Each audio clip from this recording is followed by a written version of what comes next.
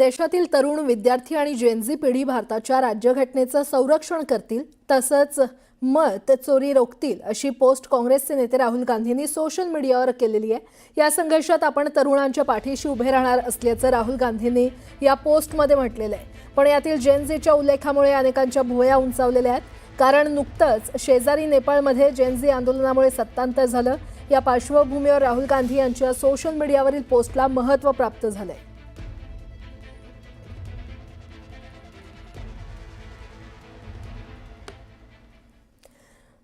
मुंबई महापालिकेच्या निवडणुकीत वोट चोरी न झाल्यास भाजपचा महापौर बसणार नाही असा दावा काँग्रेस खासदार वर्षा गायकवाड यांनी केलाय। मुंबईतील जनता त्रस्त आहे, मुख्यमंत्री फडणवीसांना अति आत्मविश्वास आहे अशी टीका त्यांनी केली आहे। त्यांच्याशी संवाद साधलाय आमच्या प्रतिनिधी सुस्मिता भदाणे यांनी। तर आपण पाहतोय वर्षा गायकवाड यांनी पुन्हा भाजपवर टीका केलेली आहे। मुंबई महापालिकेच्या निवडणुकीत वोट चोरी न झाल्यास भाजपचा महापौर बसणार नाही असा दावा त्यांनी केला।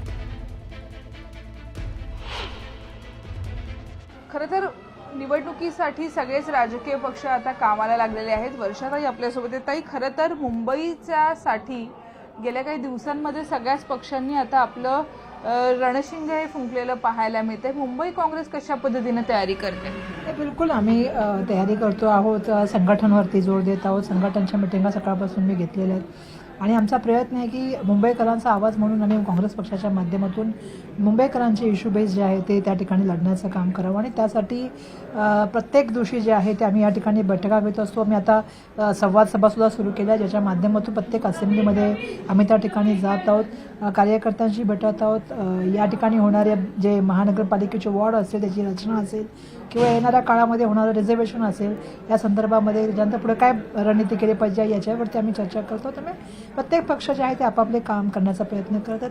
वरळी डोमला भाजपचा मेळावा झाला, त्यामध्ये देवेंद्र फडणवीस यांनी म्हटलेलं आहे की लिहून घ्या, मुंबईमध्ये सत्ता ही भाजपचीच येणार, महापौर हा भाजपचाच बसणार।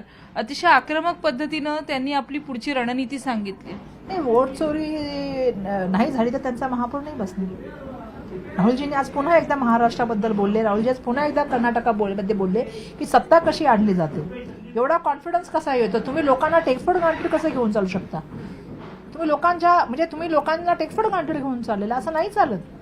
लोकांच्या मनात काय आहे तुम्हाला काय माहिती? देवेंद्र फडणवीस साहेब असं आहे की कॉन्फिडन्स असणं चुकीचं नाही, पण ओव्हर कॉन्फिडन्स असणं कधी कधी चुकीचं असतं। गणेश कदमसह सुस्मिता भदाणे पाटील, न्यूज 18 लोकमत, मुंबई।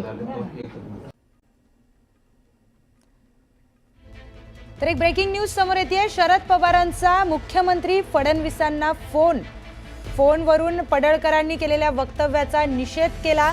तर गोपीचंद पडळकरांनी खालच्या पातळीवर केलेल्या टीकेची थेट शरद पवारांनी दखल घेतली आहे। ही भाषा आणि ही वृत्ती गलिच्छ आहे असं शरद पवारांनी म्हटलंय। शरद पवारांनी थेट मुख्यमंत्री देवेंद्र फडणवीस यांना फोन करून नाराजी व्यक्त केली। फोनवरून आमदार गोपीचंद पडळकर यांनी केलेल्या वक्तव्याचा शरद पवारांनी निषेध केलाय। ही भाषा आणि ही वृत्ती गलिच्छ आहे, जी महाराष्ट्राच्या सुसंस्कृत राजकारणाला शोभणारी नाही अशा शब्दात शरद पवारांनी तीव्र नाराजी व्यक्त केली आहे। भाजप आमदार गोपीचंद पडळकर यांनी भाषणादरम्यान अत्यंत वाईट शब्दात आमदार जयंत पाटील यांच्यावर टीका केली होती। या टीकेला शरद पवारांनी निषेध केलाय आणि थेट मुख्यमंत्र्यांना फोन करून या गोष्टीचा निषेध केलाय।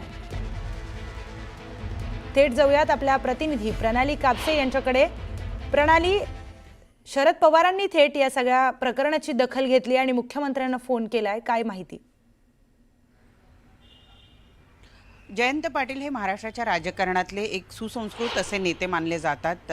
माजी अर्थमंत्री राहिलेले आहेत आणि मोठमोठी पदं त्यांनी भूषवलेली आहे। याच जयंत पाटील यांचा एका भाषणादरम्यान उल्लेख करत असताना अत्यंत वाईट शब्दात भाजप आमदार गोपीचंद पडळकर यांनी उल्लेख केलेला आहे आणि इतकंच नाही तर त्या शब्दांमुळे त्यांच्या कुटुंबियांचा सुद्धा यामध्ये मोठ्या प्रमाणावर अपमान झालेला। या मुद्द्यावरून राष्ट्रवादी शरदचंद्र पवार पक्षाच्या सगळ्याच आमदार, खासदार आणि त्याचबरोबर सगळ्या नेत्यांकडून मोठ्या प्रमाणावर निषेध व्यक्त केला जातोय आणि याच प्रकरणामध्ये आज सकाळी शरदचंद्र पवार यांनी थेट मुख्यमंत्री देवेंद्र फडणवीस यांना फोन केला आणि या संपूर्ण घटनेबद्दल किंवा या वक्तव्याबद्दल नाराजी व्यक्त केलेली आहे।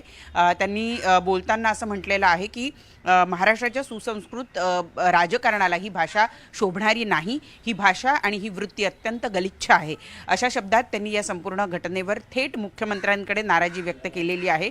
याचाच अर्थ की आमदार गोपीचंद पडळकर यांना समज दिली जावी किंवा त्यांच्यावर कारवाईची थेट मागणी केलेली नसली तरीही त्यांनी ज्या शब्दात ही नाराजी व्यक्त केलेली आहे त्यावरून स्पष्ट होत आहे की अशा पद्धतीची भाषा एकमेकांबद्दल वापरणं हे अत्यंत वाईट आहे आणि हे महाराष्ट्राच्या सुसंस्कृत राजकारणाला शोभणारं नाही, असं शरद पवार यांनी म्हटलं आहे. त्यामुळे आता या मुद्द्यावर थेट मुख्यमंत्री काही दखल घेतात का, आमदार गोपीचंद पडळकर यांना समज देतात का, ह्या सगळ्या गोष्टी बघाव्या लागणार आहे. कारण जयंत पाटील यांच्यावरच्या टीकेची दखल थेट शरद पवारांनी घेऊन मुख्यमंत्री यांना फोन करून या घटनेबद्दल नाराजी व्यक्त केली आहे. निश्चितच प्रणाली तर थेट शरद पवारांनी याची दखल घेतली आहे सगळ्या प्रकरणाची आणि मुख्यमंत्र्यांना फोन करून नाराजी देखील व्यक्त केली आहे. एकतर्फी सांगण्यात आलं आणि त्यामुळे ते गेले म्हणून उद्धव ठाकरे गेले आणि हा मोठा झाला. हे माझं पुढं सर मग माजी आमदार मराठवाड्यातलाच आहे का ज्यांना तुम्ही घरी बसवलं? राजेश टोपे बाबत तुम्हाला बोलायचं आहे? जालना जिल्ह्यातले तुम्हाला माहित नसेल तर कशाला शोधून काढा ना तिथला आमदार कोण आहे ते. आणि मी बोललेलो आहे ते. आणि कोणाला घरी बसवलं हे तुम्हाला माहिती आहे. राजेश टोपे तुम्ही असं म्हटलं की ओबीसींनी एकत्र आलं तर जे जरांगे पाटील खरं तर या सगळ्या प्रकरणामध्ये जर आपण पाहिलं तर बैठका असतील किंवा जरांगेंना भेटणं असेल त्याच्यामध्ये राजेश टोपे आग्रही पाहायला मिळत होते. राजेश टोपेंच्या बाबतीत हे बघा बापूराव वाळेकर हे तिथले ग्रस्त त्याच्यात असलेले त्यांनी ही सगळी गोष्ट सांगितली की रात्री 2 वाजता मीटिंग झाली आणि दगड जमवण्यात आले आणि सकाळी पोलिसांवर हल्ला झाला. वाळेकर म्हणून ग्रस्त.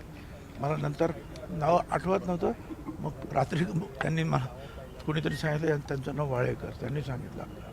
शरद पवारांना चुकीच्या पद्धतीने ब्रिफिंग करण्यात आलं थोडक्यात त्या सगळ्या विषयात. नाही साहजिक आहे ना, लोकांना मारलं, खूप महिलांना मारलं, ते गेले आणि मग त्यांना सांगितलं असतं की बा 84 पोलीस हॉस्पिटलमध्ये आहेत तर कदाचित ते पोलिसांना पण बघायला गेले असते. ते एकतर्फी गेले. त्याच्या अगोदर त्यांनी 23 वेळा उपोषण केलं होतं, कोणी त्याच्याकडे बघत नव्हतं. पण पवारसाहेब गेले म्हणून उद्धवजी गेले आणि झालं, मग सगळंच जायला लागलं. तर काल तुम्ही बोलताना असं म्हटले की जे जरांगे पाटील यांना समर्थन करतात त्यांच्याजवळ जातात त्यांना ओबीसीनी एकत्र येऊन धडा शिकवायला पाहिजे, याचा कसा अर्थ काढायचा आगामी निवडणुकीत? तसा काय अर्थ काढायचा ते लोक ओबीसीचे आमचे कार्यकर्ते काढतील. तुम्ही काळजी करू नका. सर काल 2 घटना घडलेल्या आहेत हिंगोली आणि नांदेडमध्ये. नागपूरमध्ये मीटिंग पार पडली, मुंबईत देखील मोर्चाचा प्लॅन होता अशी एक चर्चा होती. काय नेमकं ठरलंय का या संदर्भात? आम्ही सांगितलंय, कालच विचारलं, मुंबईत येणार, दिल्लीत येणार, बीडला येणार. आम्ही आमच्या पद्धतीनं जे आहे ठिकठिकाणी जे आहेत महात्मा फुले समता परिषदेतर्फे ओबीसी एल्गार रॅलीज आम्ही घेणार आणि आम्ही सुद्धा उतरणार. कारण जर जमावापुढेच आणि झालेल्या गर्दीपुढेच त्याचा जर परिणाम काही निर्णयावर होत असेल तर आम्हाला